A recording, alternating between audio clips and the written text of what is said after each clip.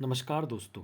स्वागत है आपका हमारे अपने यूट्यूब चैनल डिप्लोमा वर्ल्ड में। तो दोस्तों, आज की इस वीडियो में हम बात करेंगे कि बहुत सारे जो बच्चे हैं जो डिप्लोमा कर रहे हैं, उनके मन में एक सवाल आता है कि डिप्लोमा के बाद क्या करें, कैसे करें। ठीक है, तो दोस्तों, आपकी इस समस्या का समाधान आज हम लेके आए हैं आज की इस वीडियो में। आफ्टर डिप्लोमा, डिप्लोमा के बाद क्या करें। ठीक है, तो हमारे पास बहुत सारे ऑप्शंस रहते हैं कि डिप्लोमा के बाद हमें क्या करना चाहिए, जॉब करें या बीटेक करें, क्या करें। ठीक है, मैं आपके सामने 5 कुछ ऐसे ऑप्शंस लेके आया हूँ जो आप डिप्लोमा के बाद कर सकते हो, जो आपका करियर बना सकते हैं।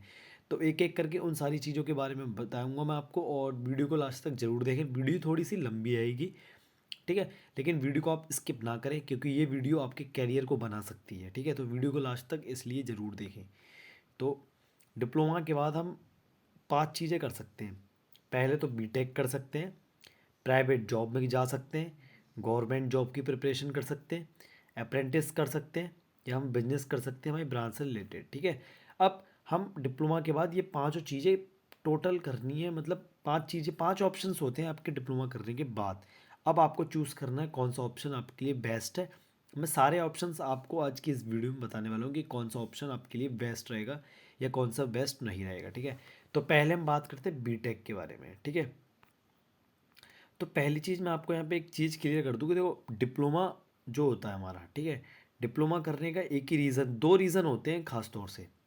पहला रीज़न आता है या तो बच्चे का 12th ख़राब हो जाता है, या 11th या 12th जिसका ख़राब हो जाता है वो सीधे डिप्लोमा में एडमिशन लेता है। ठीक है, या किसी बच्चे के घर की फाइनेंशियल जो कंडीशन है, मतलब जो घर के पैसे वैसे से जो कंडीशन है वो थोड़ी ख़राब होती है, तो वो बच्चा बीटेक ना करके डिप्लोमा में आता है, वहाँ अपनी दमखम दिखाता है। ठीक है, तो बीटेक करने के लिए आपको मैं कई, मतलब साफ साफ बता दूं कि बीटेक में अगर आप डायरेक्ट एडमिशन लोगे तो कुछ कॉलेज ऐसे होते हैं। पहली चीज़ ये है कि जो डायरेक्ट एडमिशन होगा वो सेकंड ईयर में होगा। ठीक है, अगर डिप्लोमा के बाद अगर आप बीटेक करना चाहते हो तो आपका बीटेक 3 साल का होगा, 4 साल की जगह ना होकर 3 साल का होगा। ठीक है, बीटेक में आप डायरेक्ट एडमिशन भी ले सकते हो, लेकिन डायरेक्ट एडमिशन की कंडीशन ये रहती है कि डायरेक्ट एडमिशन की जो फीस है वो ज़्यादा रहती है। ठीक है, आप इंट्रेंस एग्ज़ाम दे के भी एडमिशन ले सकते हो जिसमें आपको सरकारी कॉलेज मिलेगा। ठीक है, मैं आपके लिए बेस्ट, अगर आप बीटेक कर रहे हो डिप्लोमा के बाद तो आप इंट्रेंस एग्ज़ाम दो आराम से। यूपी में रहते हो अगर आप तो यूपी का एक एग्ज़ाम निकल के आता है, AQT वाले कराते हैं, UPTU करके, उत्तर प्रदेश टेक्निकल यूनिवर्सिटी करके। ठीक है, तो वो जो एग्ज़ाम कराते हैं आप वो एग्ज़ाम दो और सीधे डायरेक्ट एडमिशन आपको मिल जाता है, अच्छा खासा एडमिशन आपको मिल जाता है।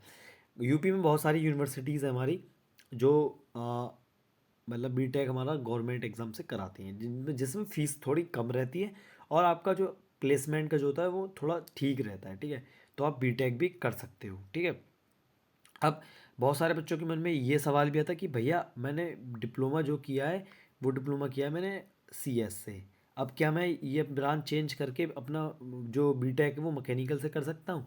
तो हाँ, आप अपनी ब्रांच को चेंज कर सकते हो। आप बीटेक, मतलब अगर आप बीटेक जैसे डिप्लोमा अगर आपने किसी और ब्रांच से किया है तो बीटेक आप कोई सी भी ब्रांच से कर सकते हो, आप वहाँ जाके चूज़ कर सकते हो। लेकिन मैं आपको एक राय दूं, अगर आप बीटेक डिप्लोमा अगर आपने CS से ही किया है तो आप बीटेक भी CS से ही कीजिए, आप उसको चेंज नहीं कीजिए, वरना आपको वहाँ पे दिक्कत आएगी। क्योंकि बंदा लेटरल में एडमिशन लेता है तो जो फर्स्ट ईयर होता है वो फर्स्ट ईयर पूरा स्किप हो जाता है, तो कुछ समझ में नहीं आता। इसलिए आप सेकेंड ईयर में एडमिशन ले रहे हो तो आप ब्रांच वो ही रखिए। ठीक है, पढ़ाई आप कर सकते हो, बीटेक कर सकते हो, बहुत अच्छी अपॉर्चुनिटी है, आपको सैलरी जॉब जो भी होती है वो आगे जाके अच्छे से मिलती है। ठीक है, अब हम बात करते हैं अब हम बात करते हैं यहाँ पे प्राइवेट सेक्टर की जॉब्स के बारे में। ठीक है, तो प्राइवेट सेक्टर की जॉब हमारी होती है, एक इंडस्ट्रियल टाइप की जॉब मिलती है, टीचिंग में भी जा सकते हो, आप फील्ड वर्क में भी जा सकते हो, और बाकी बहुत सारी होती है। ठीक है, जैसे प्राइवेट में हमारी हो गई, जैसे आप सपोज़ कीजिए आप CS ब्रांच से हो, मतलब कंप्यूटर साइंस, या फिर आप IT ब्रांच से हो। ठीक है,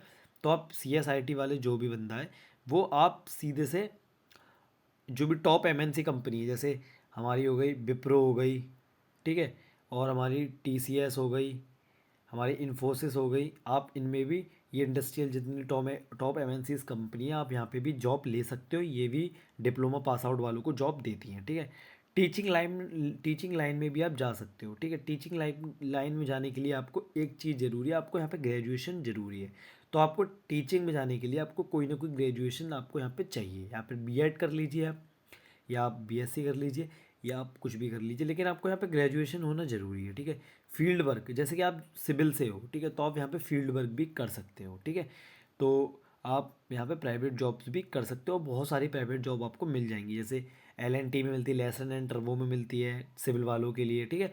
तो आप बहुत सारी जॉब जो है प्राइवेट सेक्टर में आपको जॉब मिल जाएंगी। अब बात करें सरकारी जॉब्स की, तो सब डिप्लोमा पास आउट वालों के लिए बहुत अच्छी, अगर आपको मैं अपॉर्चुनिटी बताऊं तो वो सरकारी जॉब ही होती हैं, ठीक है।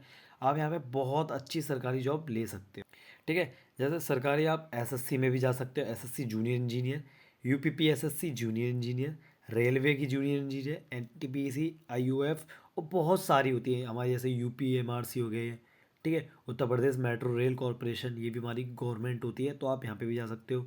आपका डीआरडीओ हो गया, ठीक है, आपका आईवीआरआई हो गया, बहुत सारी सरकारी जॉब्स की आप यहाँ पे प्रिपरेशन कर सकते हो। सिलेबस आपका सेम ही रहता है, एग्ज़ाम पैटर्न थोड़ा अलग होता है, ठीक है। और अगला, आप सरकारी जॉब ना करके, आपको मैंने यहाँ पे बताया था अप्रेंटिस, ठीक है, आप 1 साल के कहीं पे अप्रेंटिस की ट्रेनिंग भी कर सकते हो। यहाँ पे अप्रेंटिस की जो ट्रेनिंग होती है, ठीक है, वो आपको यहाँ पे पैसे भी देते हैं ज़्यादा से ज़्यादा, लेकिन ये है कि अप्रेंटिस में आपको पैसे 9,000 से 12,000 के बीच में मिलते हैं, ठीक है। इससे ज़्यादा आपको यहाँ पे ये पेमेंट नहीं देंगे, लेकिन आपको यहाँ पे सिखाने को बहुत मिलेगा। 1 साल बाद आपका कैरियर का जो ग्रोथ है, वो आपका जो ग्राफ है कैरियर का, वो बहुत एकदम चढ़ जाएगा, ठीक है। आप आराम से अप्रेंटिस भी कर सकते हो, ठीक है। नेक्स्ट है बिजनेस, आप अपने ब्रांच के अकॉर्डिंग बिजनेस भी कर सकते हो, ठीक है। जैसे फॉर एग्जांपल आप सिविल से हो, ठीक है, तो आप सिविल वाले आप अपना बिजनेस स्टार्ट कीजिए, आप अपना अच्छे से बिजनेस भी कर सकते हो, ठीक है।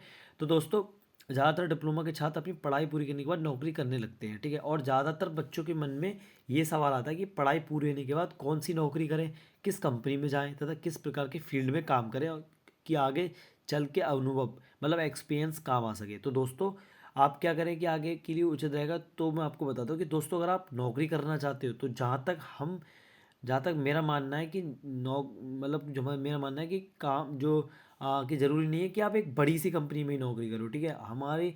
मेरा मानना है कि आप एक छोटी सी कंपनी में काम कर सकते हो, अच्छा खासा आपको वहाँ पे एक्सपीरियंस मिल सकता है, वो एक्सपीरियंस आपका आगे जाके काम आ सकता है।